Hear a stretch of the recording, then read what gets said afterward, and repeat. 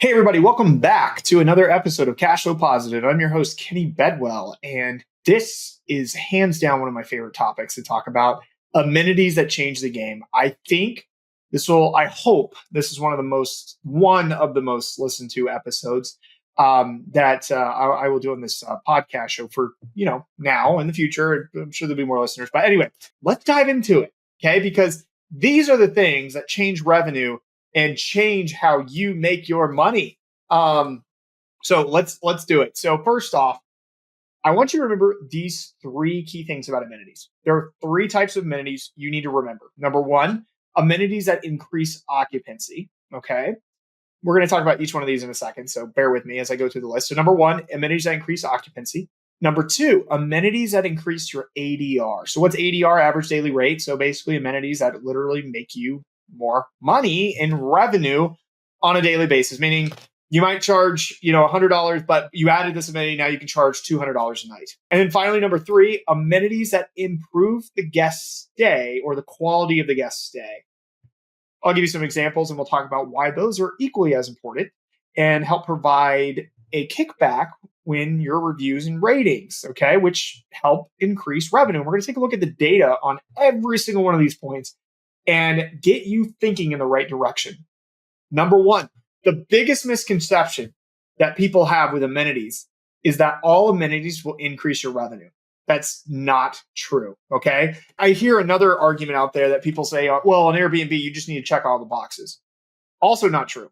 It doesn't make you more money, okay? If you put in the rice cooker, which rice cookers aren't bad to have, so I'll use that one out. But there's like mosquito nets and hammocks and other stupid things. Now, you might have hammocks and that's fine in some of your markets, but literally like most places, that's not going to matter, right? That's not going to move the needle. And most people are just looking for amenities that quote unquote move the needle. But you really have to break them down.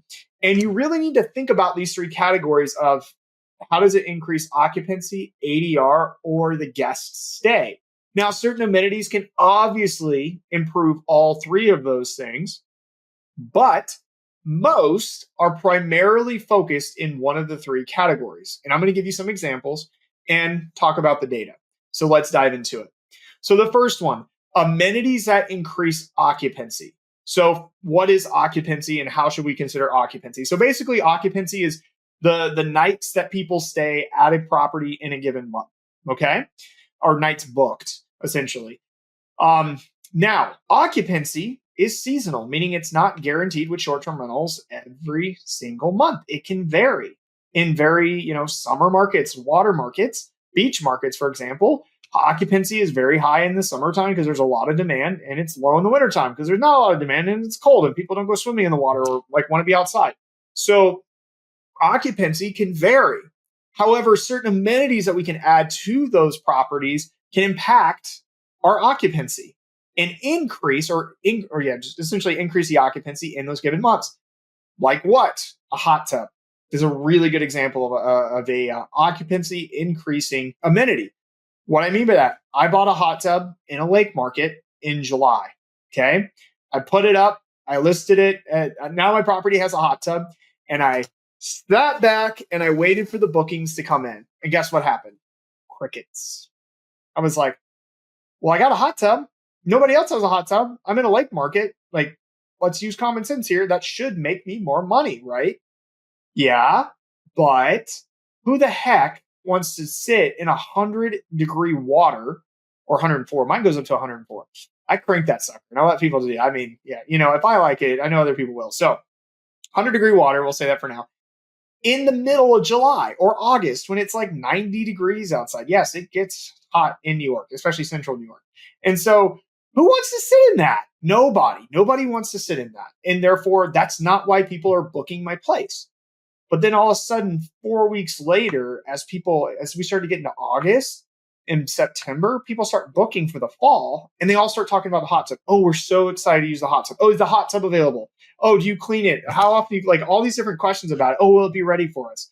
And then I realized, especially in January and February, when I actually got bookings over the weekends and nobody had bookings over the weekends because they didn't have hot tubs, that, hey, this amenity impacted my occupancy rate, which made me more money but it impacted the overall occupancy of the property. And I jumped from 30 to 31% occupancy to 42% yearly occupancy on this property in a highly seasonal market.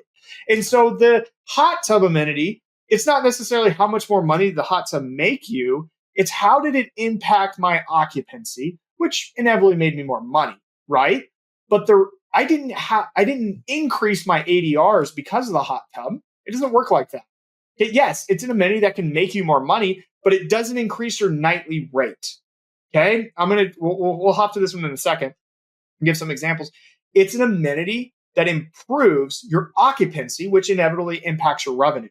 Just like the quality one, the third one, just because it doesn't improve your occupancy and doesn't improve your ADR doesn't mean it can't make you more money through ratings and reviews.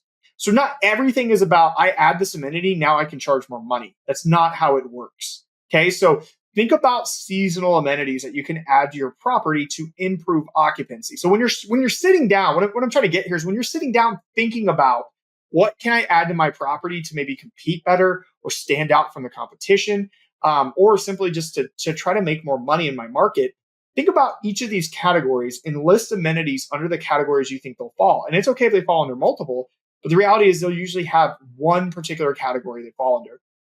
Something you need to remember is that adding one particular amenity most of the time isn't just going to immediately impact your average nightly rate.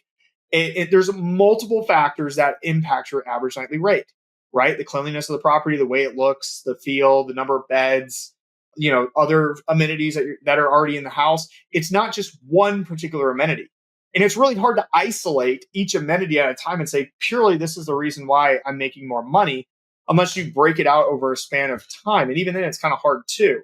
So when you ask that question, can this make me more money? Remember the three categories and put it under there. And the answer is yes, it usually can. But then, how much? And that's where you have to understand the categories. So let's talk about some other example, because most people have hot tubs.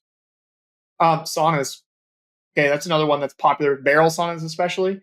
Barrel saunas can help improve occupancy, especially in the winter time as well. And normally when we think about winter, summer, so on, most of the time we think about, summer is peak season, but in some of the hotter markets, like in Texas, maybe South Florida, California, Nevada, Arizona, even, maybe some other amenities for a cooler time, that can cool people off, like cowboy pools, for example. And it is an example of the flip side. Adding a cowboy pool to a property is essentially like adding a small pool or a hot tub, but to cool someone off in a very hot market. That will improve occupancy in months where it's really hot and no one's wanting to stay there. There are really, it's about the seasonality. So seasonal amenities that you can focus on. So, and it doesn't need to be the hot tubs of the world. It doesn't need to be other types of things, or also too, so fire pits, that's another one. They're kind of coming to my mind as I'm going here, but I was talking about these. But you can also improve upon the current amenities that you have. So for example, we had a client put in a hot tub in a ski market, but they also put like a really cool dome over it that lit up. And then had like an entry point where you could walk in and everything. It was really, really cool and stood out in the pictures. And once again, that's going to improve. That might actually, you could argue and say improve the guest stay, but it helps highlight that seasonal amenity that incentivizes people to come and stay at that place through the marketing and the photos. So just like little things like that. There's multiple layers, and it's not just like, oh, it's just going to make me money. It's how is it going to make you money? That's the strategy. And a lot of people only focus on one category when you need to be thinking about all three and adding amenities in all three categories. Okay, so we talked about seasonal amenities. I think we got that one, which impact occupancy. Let's actually talk about amenities that improve ADR, or average daily rate. Meaning these amenities, if you add them, you'll make more, you can increase your nightly rates. I see people, it's just so common. It's so funny when people are like, well, if I add this, can I just raise my rates? Most of the time it's like, no, it's got to be something like big and something like really that's going to move the needle. Pools, for example. Okay. If you add a pool, you can charge a premium, especially during summer months, right? You could argue, let's see. So pools, I'm going to say game rooms, but with a caveat. Okay. I'm not talking about you threw in a foosball table and a hockey table and and a shuffleboard into the corner and a Wayfair arcade machine. I'm talking about like a legit game room, like something awesome. Those in markets where there's like families, that's another thing too. Like your guest avatar really matters on choosing the types of amenities that are going to change the game. But the type, so if you're in a family friendly market and you add a game room or a movie theater room, that can help increase and improve your ADR because those are highly sought after types of amenities. Once again, if you minimize the impact of it, just adding a game room isn't going to make you money. It's what you do in that game room and how you market that that's going to improve your ADR because it's a really cool, unique factor that you can have to your house. And that ties in directly with improving ADR. If you're really focused on trying to make more money, like raising your rates, how can you do that through marketing? Because that's really how you're going to do it. It's not simply about adding the particular amenity and then checking the box on Airbnb and sitting back going, I can charge more now. It's how can I market that better? So one thing when I hear people talk about the ADR stuff and they don't want to add a pool, because that's an easy one, right? And almost every market pools increased revenue. Okay. How can I improve my ADR? First, look at your marketing. How are your photos? Because your photos are really what's going to get you booked. And that's what's going to show that your property is more luxury. You should stage it. Okay. We just did an entire episode 2 weeks ago or last week. I don't remember, with Gina. If you haven't heard about it, I don't know what the title's called. I think it was actually Buying Out of State, that episode. We talked a lot about staging and how important that was. My Watkins Glen property is, and also the Kentucky property. That's funny. We're about to do photo shoots at the same time. I literally hired a company to come and shoot, and they're bringing models. They're bringing stagers. Like we spent like $3,000 on each property for photos because I'm going to get that back real quick with the type of photos they're going to give me. I'm really excited about it. And it's like, it's kind of scary because it's a lot of money for like $3,000 for photos, but like they're going to do it right. And it's going to look awesome. And it's going to be the top property in that market. So your photos are a type of amenity that can highlight amenities essentially, right? It's a type of marketing that highlights amenities, probably the way to put it, that increase ADR. Okay, so if you're really focused on ADR and you're not going to add some big time amenity like a pool or a big game room that's awesome, or like a really cool theater room, or maybe some of the outdoor big time amenities, then focus on your marketing efforts of photos. Okay, how can I improve my photos? What types of photos can I get to do that? So think about that too. It doesn't have to be big time stuff. It can be really cool. Just the marketing side as well, or maybe marketing on social media. Finally, the last one I want to talk about are amenities that improve your guest stay. So these are typically common. Like, so when you think of like smaller amenities, like for example, Xboxes and like other types of games. I should have just said games, not Xboxes, like PlayStation, Xbox, whatever. Games, okay, like board games, regular games. Also, the quality. This is one that no one really talks about. The quality of your stuff. If you buy everything from Amazon Basics or Wayfair Basics in terms of like the cooking ware, those pots that scratch easy and look really bad and everything, people are going to notice that. And so for those of you who are like, well, I can't put in a pool, I can't put in really expensive stuff, I already have a hot tub, I already have seasonal amenities, maybe you can look at how can you improve the guest stay. Okay, now I want to spend some time on this one because there's a lot of ways that you can do that impact your ratings and reviews. So let's look at the data first with this. So ratings and reviews, we have found in the data that ratings and reviews, and the source is STR Insights, and also trust me, but I got it from STR Insights. So ratings and reviews, we have found that for every 5-star review that you get, you essentially make about $189. All right. So now if you get a 4-star, it's not, you actually make technically you make a little money based on the data, but like it has an impact for every single 5-star review that you get. Okay. So understanding that will help you like focus on trying to get 5 stars, which you should probably already be focused on that and doing that. But more importantly, not just getting the 5 stars, but also getting them to talk about their stay. Not that it was great. Everyone's focused about these like, getting 5-star reviews, but I don't hear a lot of people talking about like getting 5-star reviews with a good review text because people read the reviews.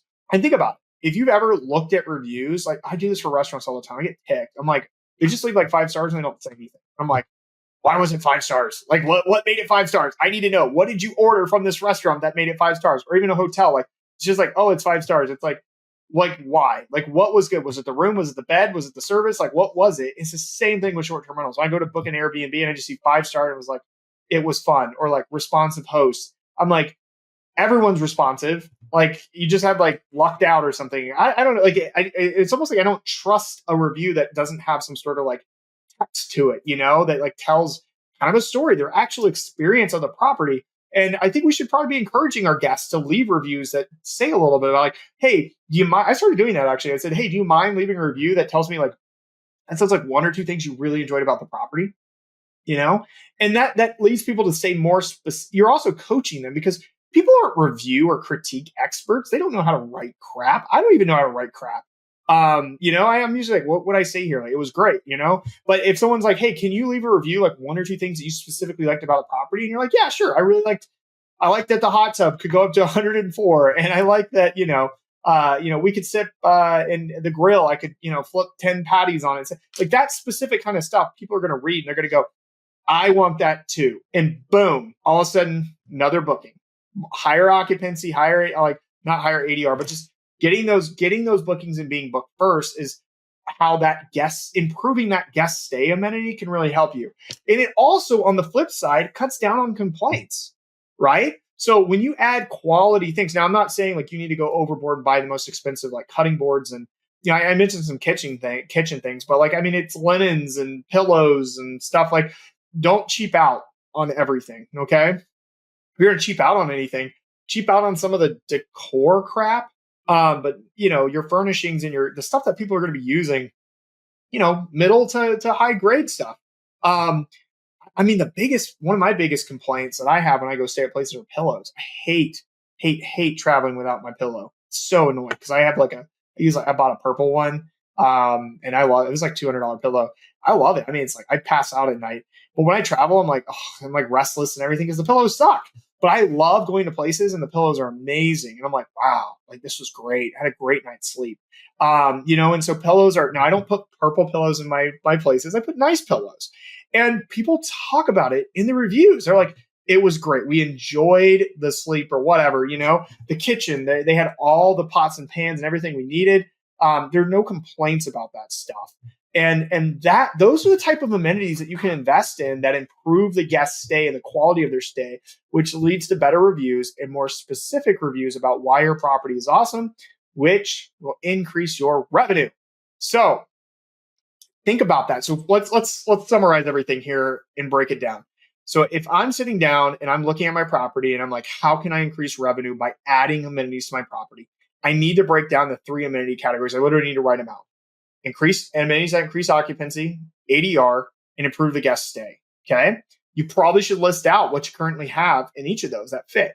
And if you're struggling, sometimes it's okay to, like a pool, for example, if you heat a pool, the heating part is definitely seasonal to improve occupancy.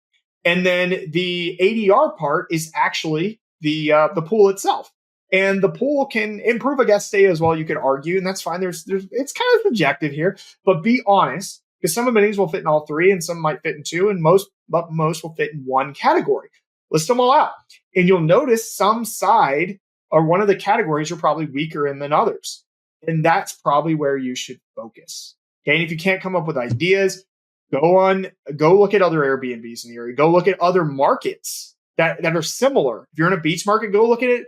If you're in Panama City Beach, go look in St. Augustine, Florida. Go look in go look in Galveston. Go look in St. Padre Island's probably a better one than Galveston. But like, look at these similar beach markets around the country to get the ideas to know what you should add to your property and then figure out what column it's going to fit under that you think will be best. So I hope this was helpful.